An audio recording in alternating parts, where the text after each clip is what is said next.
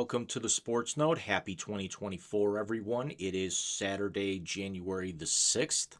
I'm not actually going to talk about what happened 3 years ago today. That's another time, another place. Um, and I'm also not going to make any really terrible facsimile like jokes as to what we've actually got going on in the NFL for today. But we're into the final weekend of the regular season, and don't adjust your sets. No, I have not shaved in 4 days. I've been working from home. We'll talk about that another time as well, maybe on, you know, uh, next Saturday night Sports Note with Mike when we make our triumphant return. Um, but we've got a bunch of teams that are up for playoff spots. We've got 11 teams up for five playoff positions. We've got five. We've got uh, actually we also have both the AFC and the NFC South divisions up for grabs because nobody in either one of those divisions have clinched.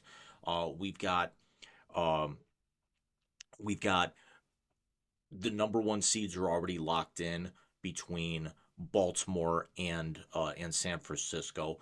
We've got a scenario where the Buffalo Bills could, with a win tomorrow over Miami, would win another consecutive AFC East title, and potentially there's a scenario where the Dolphins could go from right now being the two to drop all the way to the seventh spot. They're already in, so they can't fall out. The Eagles and Cowboys have a similar scenario that the winner is going to end up getting the two, and then the loser could end up dropping to the five, six, or seven. I think they could do no worse than the six. Um, but one of the teams that's not going to be playing next weekend on Wild Card Weekend and was in the hunt until last week were the Denver Broncos. Now, we've all seen and heard about what's going on there, and this is going to be my take on that. We all saw that Denver started out 1-5, and that included a pasting by Miami where they gave up 70, which was a modern day record. At that particular point, there are teams that certainly teams have hit 50, some have hit 60. Miami hit 70, which is video game like, and we're talking old school like 1988 Tecmo Bowl, uh, Bo Jackson like, um, with the LA Raiders. But then Denver proceeds to rattle off five in a row, beats a couple of quality teams who are now currently in the playoffs. They beat Kansas City, they beat Buffalo, who even though Buffalo hasn't clinched, Buffalo's just about as close to mathematically in as possible. They've got to lose, and then three or four other teams have to lose as well for the Bills not to get in. They beat the Cleveland Browns, right after the Deshaun Watson injury. Um, we're going to come back to Cleveland here in a couple of in a couple of moments, but then Denver's right back in the hunt, and then the bottom falls out again. They go 1-3 after that. They're currently sitting 8-8, and were eliminated last week when Buffalo, Houston, and Indianapolis all won, effectively knocking them out of any further contention. Yet Denver's still got a lot to play for here because Denver could end up still getting after that horrific start to above 500 with a win on the road against Las Vegas tomorrow. It would put them at 9-8. But the thing is, they're not going to be doing it with Russell Wilson at the helm. Now, Wilson was benched a couple of weeks ago in favor of Jared Stidham, who was a fourth round pick of the Patriots back in 2019. I want to say is on his second or third team now. Got Denver to a win last week against the Chargers, albeit a very ugly win, where the defense kind of carried them. And there's a lot riding on this outside of just Denver finishing above 500 and finishing second in the AFC West. As we all know, that the Wilson trade happened last year, and it kind of set a lot of dominoes in motion. It set off the Lamar Jackson extension. It set off the Patrick Mahomes extension, the Deshaun Watson deal. the Josh Allen, I believe, had been just before that. Uh, you actually had Joe Burrow involved with record extensions. So it's something that it may not have been the catalyst, but it was certainly one of the big ones out there because it was right around the time of the Deshaun Watson trade, and it ends up sending 8 players to Seattle in favor of a then 34-year-old quarterback. Now Wilson is 35 and is in the second year of a 7-year deal because he had 2 years left on his deal in Seattle, and then and then signed a 5-year extension last year that hasn't even kicked in yet. Now Wilson's owed over 140 million in guaranteed money with this. He's got an 11 and 19 starting record in the 2 years in Mile High. Now last year was absolutely abysmal. Denver finished 5-12. We know that they're 8-8 this year. And with the Stidham win last week, that's where you get the record. But a lot of Wilson's numbers were better this year than last year. His touchdown to interception ratio was better. Last year it was 16 touchdowns, 11 interceptions. This year, I want to say it's 26 touchdowns and 8 interceptions. His completion percentage is better. He's hovering around 66% this year. He was only a little over 60 last year. But his yards per game are way down.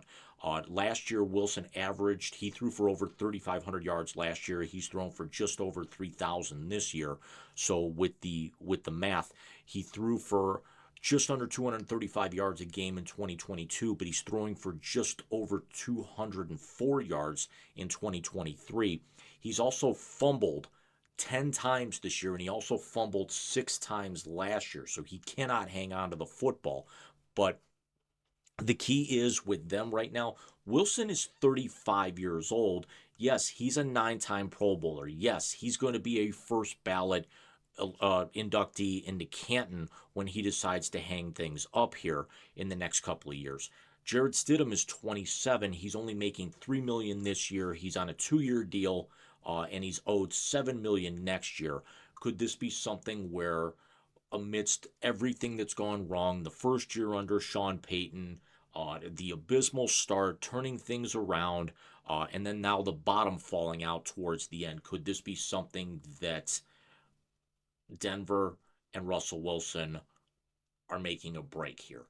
Um, One might think no, but there's a lot of people that are thinking that yes, that's actually happened, especially with kind of, I don't want to say the war of words, but some thinly veiled words that have come out in the last week and a half, where Wilson actually was quoted as saying that if he didn't restructure his guaranteed money under that to be able to give the Broncos some cap relief, and we're going to talk about more about that here in a moment because you know me breaking down a lot of the contract stuff in a lot of these sports notes, and then also a lot of the times on the Wise Guys.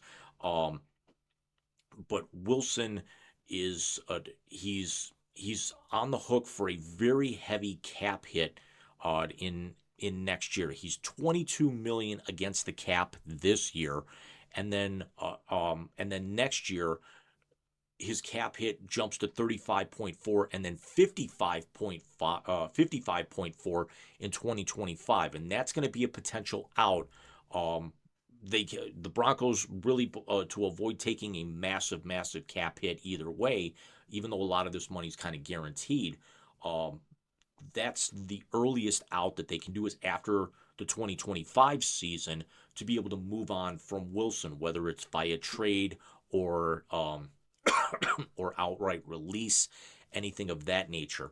But it's, we talked about salary cap hell. The Broncos, as they stand right now, are the second lowest salary cap in. They're the second lowest number with the cap, meaning second worst. They are just over 1 million under the cap. The only team that's worse are the New England Patriots, who are right around 650 million under the cap. As it stands right now, according to Spottrack.com, the Broncos are estimated 47 players under contract, I believe it was, and they are $19 million projected over the cap for 2024.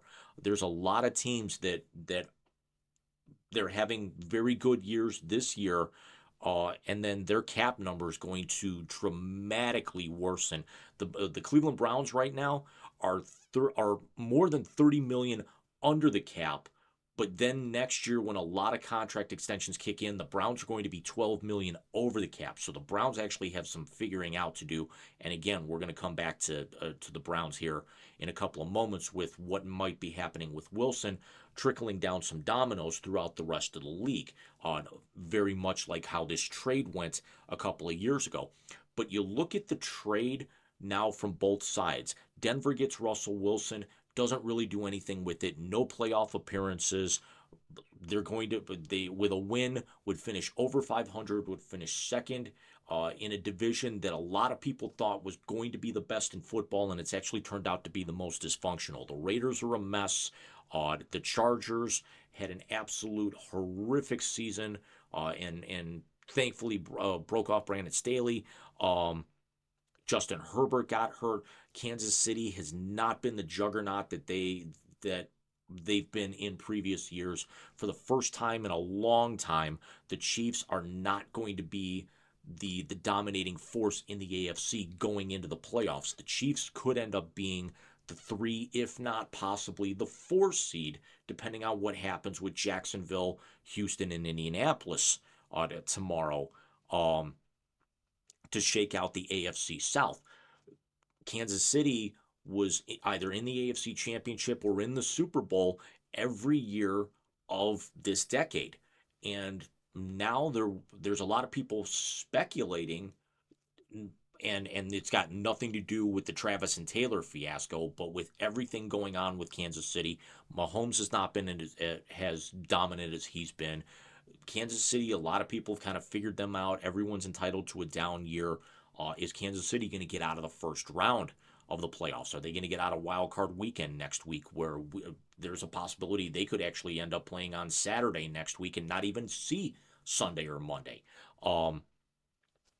But again, Raiders a mess. You this time last year you had Russell Wilson, Justin Herbert, Derek Carr, Patrick Mahomes as the 4 quarterbacks in that division.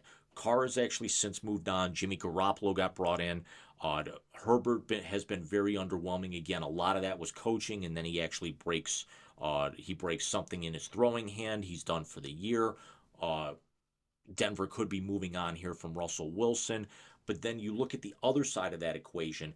Seattle ends up getting a total of 8 players. They got 4 players in terms of return, and then they end up getting 4 draft picks out of it.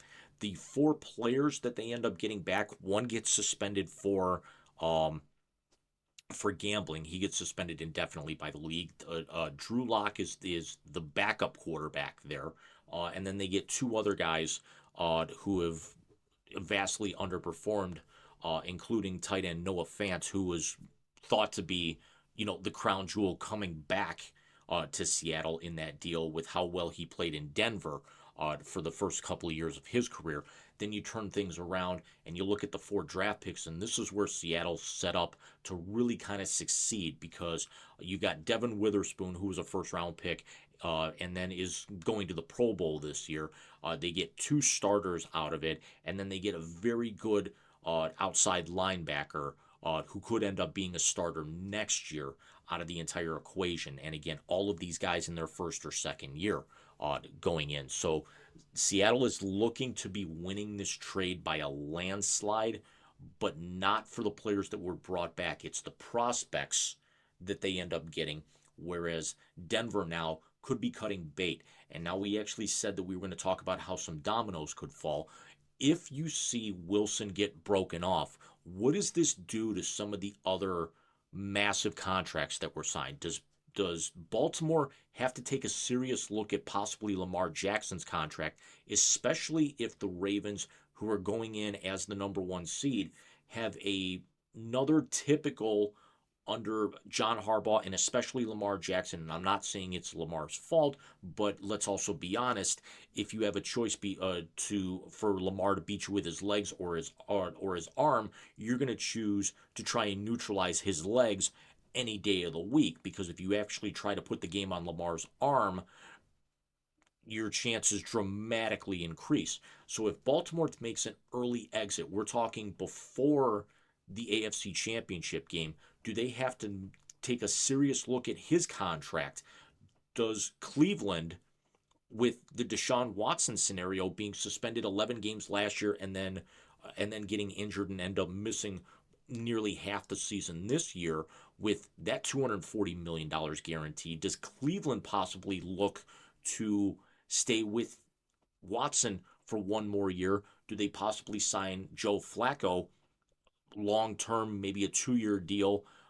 Because Flacco said that he doesn't want to actually play somewhere where he doesn't have the chance to start. And we see what Joe Flacco does. And Cleveland is now one of the top 5 teams in all of football. And there's a lot of scuttlebutt and a lot of websites and experts that are saying if Baltimore slips up, the Cleveland Browns could be the favorite to come out of the AFC, if not win the whole damn thing.